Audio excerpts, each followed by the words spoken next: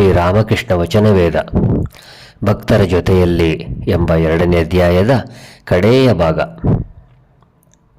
ತ್ರೈಲೋಕ್ಯ ಹಾಡುತ್ತಿದ್ದಾನೆ. ಹಾಡನ್ನು ಕೇಳುತ್ತಾ ಕೇಳುತ್ತಾ ಪರಮಹಂಸರು ಇದ್ದಕ್ಕಿದ್ದ ಹಾಗೆ ಎದ್ದು ನಿಂತು ಭಗವತಿಯ ನಾಮ ಜಪಿಸುತ್ತಾ ಸಮಾಧಿಸ್ಥರಾಗಿ ಬಿಟ್ಟಿದ್ದಾರೆ. ಈಗ ಕಿಂಚಿತ್ ಪ್ರಕೃತಿಸ್ಥರಾಗಿ ತಾವೇ ನರ್ತಿಸುತ್ತಾ ಹಾಡುತ್ತಿದ್ದಾರೆ.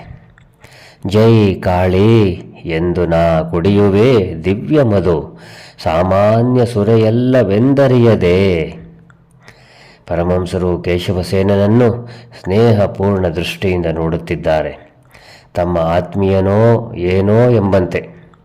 ಕೇಶವಸೇನ ಬೇರೆಯವರಿಗೆ ಸೇರಿದವನಾಗಿ ಎಂದರೆ ಪ್ರಾಪಂಚಿಕನಾಗಿ ಆಗಿಬಿಡುತ್ತಾನೋ ಏನೋ ಎಂಬುದಾಗಿ ಅವರು ಭಯಪಡುವಂತೆ ಕಂಡಿತು.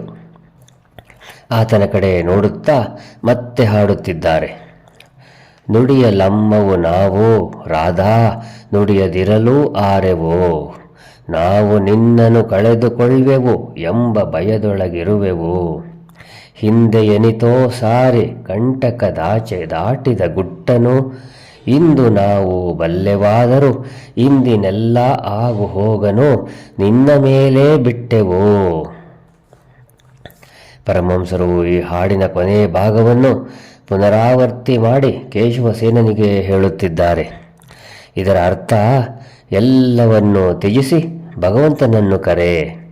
ಆತನೇ ಸತ್ಯ, ಉಳಿದುದೆಲ್ಲ ಅನಿತ್ಯ.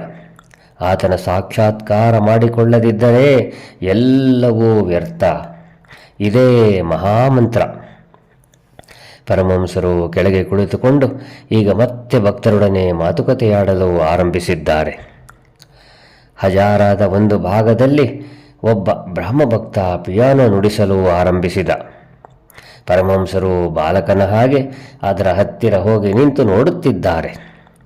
ಸ್ವಲ್ಪ ಹೊತ್ತಾದ ನಂತರ ಅವರನ್ನು ಮನೆಯ ಒಳಕ್ಕೆ ಕರೆದುಕೊಂಡು ಹೋದರು.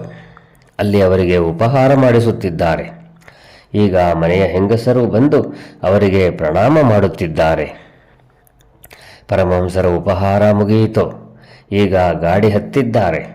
ಬ್ರಾಹ್ಮ ಭಕ್ತರೆಲ್ಲರೂ ಗಾಡಿಯ ಹತ್ತಿರ ಬಂದು ನಿಂತಿದ್ದಾರೆ. ಗಾಡಿ ಕಮಲಕುಟೀರ ಬಿಟ್ಟು ದಕ್ಷಿಣೇಶ್ವರದ ಕಡೆ ಹೊರಟಿತು. ಜೈ ರಾಮಕೃಷ್ಣ.